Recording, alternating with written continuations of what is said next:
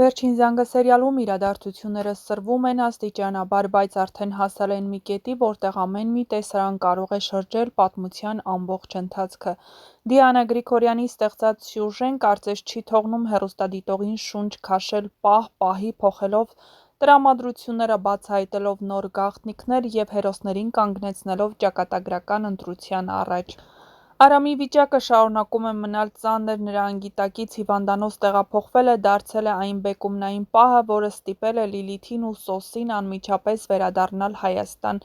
Նրանք կոտրված են, ցնցված, բայց ամենից առաջ լի մեղավորության զգացումով նրանք երկար տարիներ բացակայում էին Հայաստանից և իհարկե արդեն վերադառնում են, բայց ոչ լավ բանի համար։ Լիլիթի ու Սոսի վերադարձը բացում է մի նոր էջ, նրանք պատրաստ են ամեն ինչի, միայն թե փրկեն Արամին։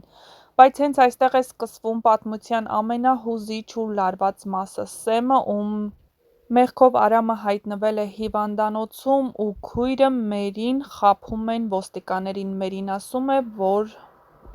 Արամն ինքն է վատացել ու գլխով հարվածել։ Մերին, լինելով Սեմի միակ հարազատը, որոշում է իր եղբորը պաշտպանել ամեն գնով։ Այս հայտարարությունը, որքան էլ մարդկային դրդապատճառներից բխած լինի, իրականում խեղաթյուրում է արդարությունը և խանգարում իրավական ընթացքին։ Բագրատն այս ամենը վերածում է հերթական ինտրիգի՝ մեղադրելով Հենդոյին ու Միքայելին։ Նրա համար ամեն նոր խնդիր դառնում է նոր առիթ իր վրդովմունքը թափելու նրանց վրա,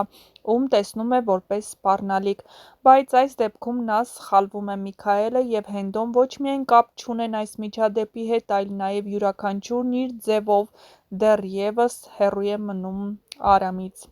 Մյուս կողմից Անան շարունակում է տառապել, չիմանալով Հենրիի գտնվելու վայրը, նրա մտքերը և ամենից կարևորը՝ ճշմարտությունը։ Հենրին մնացել է ստի ու իրականության խաչմերուկում, իսկ Աննան, որպես բժիշկ և մայր, հուզական և բարոյական սուր ճնշման ներքո է։ Բայց ամենալարված ու սպասված պահերից մեկը դեռ առջևում է։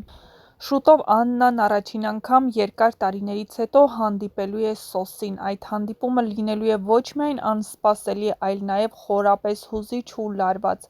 Աննան շատ հարցեր ունի, շատ ցավ ունի կուտակված, և այդ ամենը դուրս կգա հենց այդ հանդիպման ժամանակ։ Նա տարիներ շարունակ ապրել է ստի մեջ, հավատալով Միքայելի պատմություններին, իսկ հիմա ճշմարտությունը սկսում է բացվել փոքր քայլերով։ Սոսն էլ իր հերթին կհասկանա, որ բացի որդու վիճակից, իրեն սպասում են անցյալի անլուծելի խնդիրները կապված Աննայի հետ։ Հնարավոր է հենց այդ հանդիպումը դառնա այն կետը, երբ բոլոր դերակատարները սկսեն հավաքել մոզաիկայի բացակա հատվածները Հենրիի, Անգելինայի,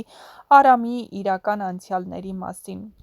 Վերջին զանգն իսկապես մոտենում է իր սյուժետային գագաթնակետին։ Բոլոր ստերն ու գաղտնիքները պատրաստվում են պայթելու, թղթե պալատները փուլ գալու շեմին են։ Իսկ մինչ այդ հեռուստադիտողներին մնում է միայն սպասել ու հետևել, թե ինչպես են հերոսները վճարում իրենց կատարած կամ չկատարած ընտրության գինը։ Իսկ մինչ կբացահայտվեն այս ու այլ շատ հետաքրքիր գաղտնիքներ, չմոռանաք բաժանորդագրվել մեր ալիքին, որպեսզի միասին տեղեկացված լինենք շոու-բիզնեսյան անցուդարձի նոր հեռուստասերիալների, հեռուստասերիալներում կատարվող փոփոխությունների մասին և ոչ միայն նշենք, որ ամենահետաքրքիրը դեռ առջևում է։ Հեռուստադիտողներն անհամբերությամբ սպասում են այն պահին, երբ Աննան ու Սոսը վերջապես հանդիպելու են։ Հեռուստադիտողները ցանկանում են տեսնել, թե ինչպես կարձագանքի Աննան այս ամենին, երբ տեսնի, որ Սոսը ողջ է, ավելին, այսքան ժամանակ նա Մոսկվայում է և իր հարազատ քրոջ ամուսինն է։ Ինչպես է նա վերաբերվելու Աննետին, երբ իմանա, որ նա խաբել է, և շատ լավ էլ տեղյակ է եղել, թե Սոսը ողջ է այսքան տարիներ, և ինչու է նա տառապել։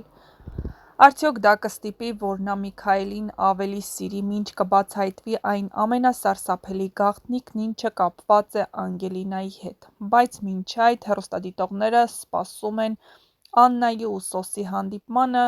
որը շատ շուտով կայանալու է, լինի դրսում, թե հիվանդանոցում։ Նրանք շուտով հանդիպելու են ու Աննայի համար բացահայտվելու են սարսափելի գաղտնիքներ։ Բագրատն այս ամենում, ինչ կատարվել է Արամի հետ, մեղադրում է Հենդոյին։ Մեղադրում է, որ Հենդոն է հենց իր թոռան այս վիճակին հասցնելու միակ մեղավորը։ Սակայն նա դեռ չգիտի, որ հենց իր մեղքն է, քանի որ Սեմը չարացած է իր դեմ և բնականաբար Արամին մեղադրում է Բագրատի թոռը լինելու մեջ։ Իհարկե Մերին այս անգամ վարվեց ոչ ճիշտ, նա ոստիկանությանը խաբեց, որ